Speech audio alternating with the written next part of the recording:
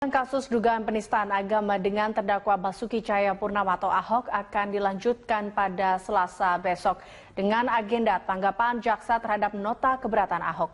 Untuk mengetahui persiapan jelang sidang kedua kasus Ahok besok, sudah ada reporter Pramadika Samudra dan juru kamera Gerald Dwi Tama langsung dari Pengadilan Negeri Jakarta Utara.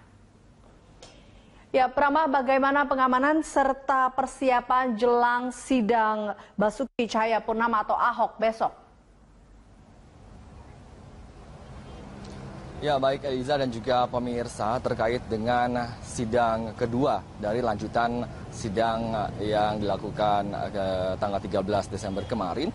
Hingga saat ini dari pantauan kami memang belum ada persiapan khusus baik dari pihak Pengadilan Negeri Jakarta Utara maupun dari pihak aparat keamanan. Dari pantauan kami memang sejak tadi belum terlihat adanya personel khusus yang ditempatkan di areal Pengadilan Negeri Jakarta Utara. Belum juga terlihat ada mobil-mobil polisi penjagaan yang diperketat ataupun adanya mobil barakuda seperti yang kita lihat pada tanggal 13 ataupun pada sidang perdana Basuki Cahayapurnama beberapa minggu lalu. Dan untuk dari persiapan Pengadilan Negeri Jakarta Utara sendiri memang mengaku belum ada persiapan khusus.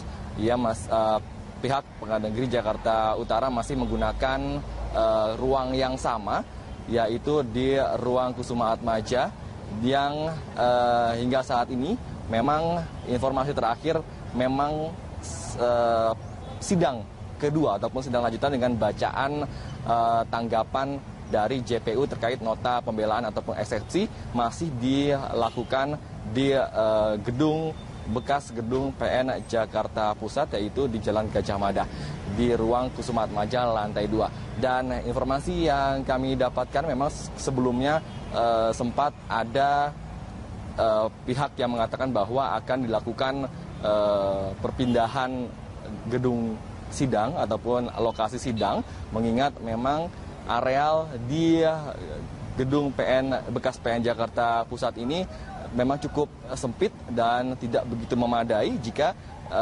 sidang yang dilakukan Ahok, jika kita melihat pada minggu lalu di mana parkiran penuh dan juga para orang ataupun warga yang ingin menyimak atau mengawal sidang kemarin memadati wilayah ini dan terjadi kepadatan sehingga jalan di depan gedung PN Jakarta Utara ini terpaksa ditutup setengahnya, yaitu di Jalan Gajah Mada. Namun pihak dari PN Jakarta Utara mengatakan bahwa hingga saat ini memang ia belum menerima informasi lanjutan terkait adanya perpindahan jalannya persidangan. Dan terkait dengan sistem peliputan pada esok hari, tadi Kepala Humas Pengadilan Negeri Jakarta Utara mengatakan bahwa memang besok sistem sidang yaitu terbuka tertutup, di mana para awak media diperkenankan untuk meliput masuk ke dalam dan mengambil gambar. Namun belum diketahui apakah boleh dilakukan siaran langsung ataupun siaran live seperti yang dilakukan pada sidang perdana beberapa waktu lalu.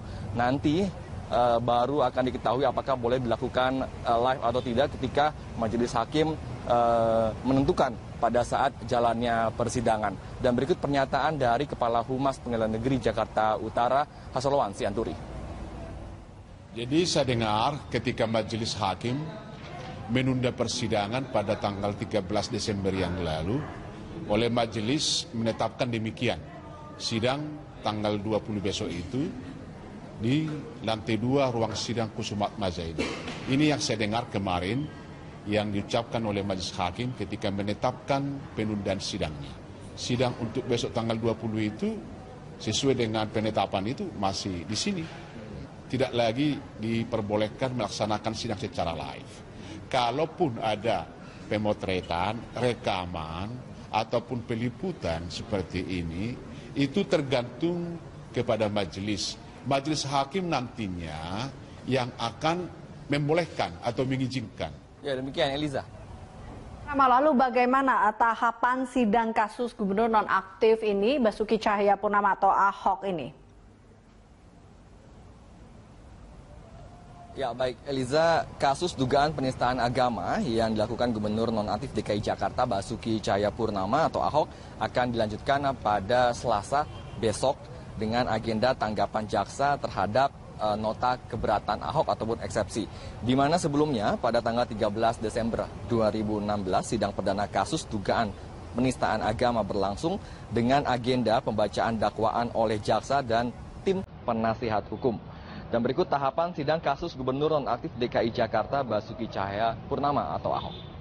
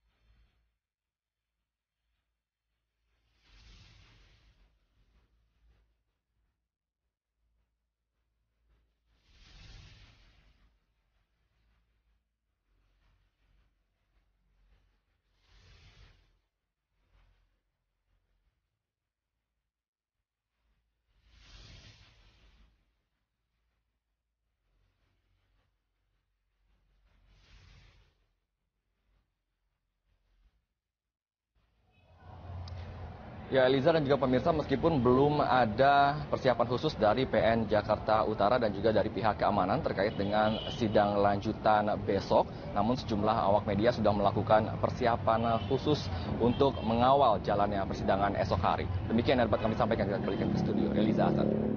Baik, terima kasih Pramadika Samudra untuk informasinya.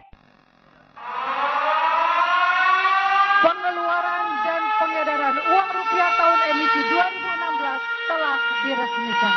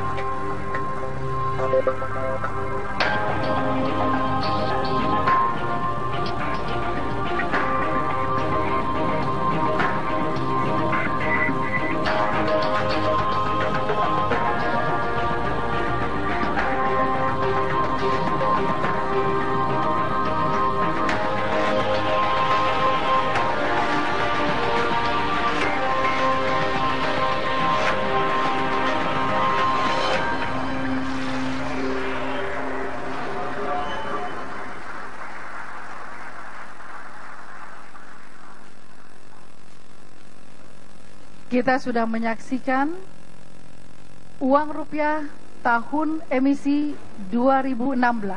Dan inilah pengenalan uang rupiah baru tahun emisi 2016.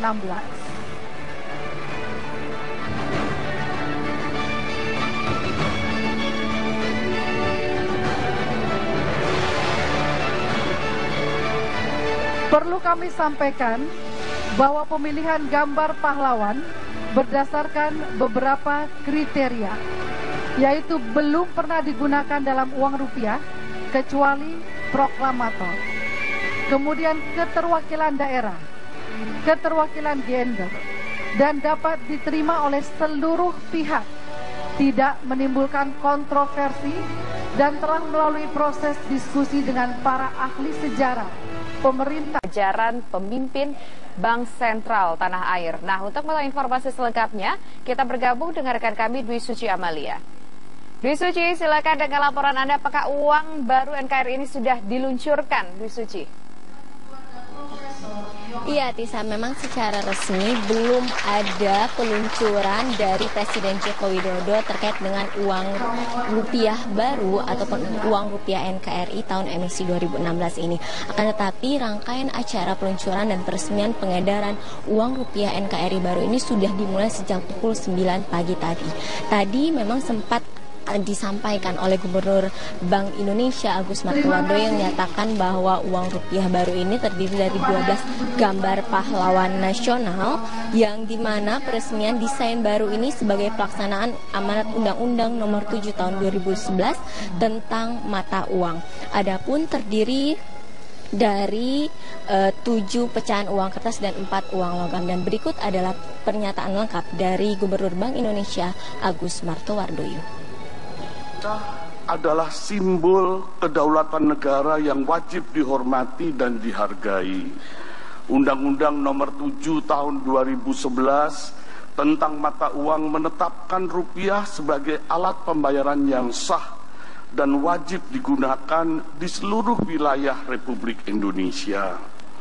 Bank Indonesia sebagai otoritas moneter, makroprudensial, sistem pembayaran serta pengelolaan uang rupiah diamanatkan oleh Undang-Undang Mata Uang untuk mengeluarkan, mengedarkan, mencabut, serta menarik uang rupiah. Hari ini 19 Desember. Ya, itu tadi adalah pernyataan lengkap dari Gubernur Bank Indonesia Agus Martowardoyo terkait dengan bagaimana ciri-ciri dari uang dan juga pelaksanaan peresmian uang baru ini. Sementara saat ini kami masih terus menantikan dari sambutan dari Presiden Joko Widodo sekaligus meresmikan peresmian dari uang baru, dan berikut kita saksikan bersama pernyataan dari Presiden Joko Widodo. Bapak, Ibu, dan saudara-saudara sekalian yang saya hormati, mencintai rupiah adalah salah satu wujud kecintaan kita kepada kedaulatan dan kemandirian bangsa Indonesia. Setiap lembar rupiah adalah wujud kedaulatan kita sebagai negara, bahwa kita tidak bertransaksi dengan mata uang negara lain. Setiap lembar rupiah adalah bukti kemandirian Indonesia, kemandirian ekonomi kita di tengah ekonomi dunia. Dan di dalam setiap lembar rupiah kita tampilkan gambar pahlawan nasional, tari Nusantara, dan pemandangan alam Indonesia sebagai wujud kecintaan budaya dan karakteristik bangsa Indonesia. Karena itu saya mengajak setiap insan di tanah air untuk terus mencintai rupiah dengan cara-cara yang nyata. Selalu menggunakan rupiah untuk setiap transaksi keuangan di dalam negeri. Menyimpan tabungan kita dalam bentuk rupiah. Dan saya rasa penting saya sampaikan bahwa kalau kita cinta rupiah, maka kita tidak membuat dan menyebar gosip-gosip aneh dan kabar-kabar bohong tentang rupiah. Karena menghina rupiah sama saja dengan menghina Indonesia. Ingat bahwa rupiah tidak akan diganti dan tidak akan tergantikan. Hadirin sekalian yang saya hormati, terkait pemalsuan rupiah, saya menginstruksikan agar unsur pengaman pada uang rupiah perlu terus diperkuat. Teknologi pengamanan yang digunakan negara jangan sampai kalah dengan para pemalsu rupiah. Saya juga minta diperhatikan benar-benar tentang ketersediaan rupiah di berbagai penjuru Indonesia. termasuk di daerah-daerah terdepan, di daerah-daerah terpencil. Di beranda Indonesia, gencarkanlah ketersediaan dan semangat penggunaan rupiah di seluruh daerah.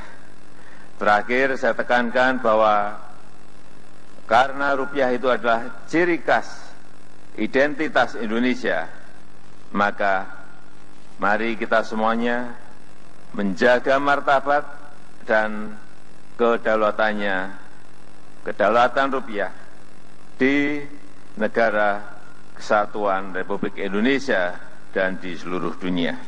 Terima kasih. Wassalamualaikum warahmatullahi wabarakatuh. Dimohon mendampingi Presiden Republik Indonesia untuk penekanan tombol Gubernur Bank Indonesia Bapak Agus Dewi Martowardoyo dan Menteri Keuangan Ibu Sri Mulyani Indrawati.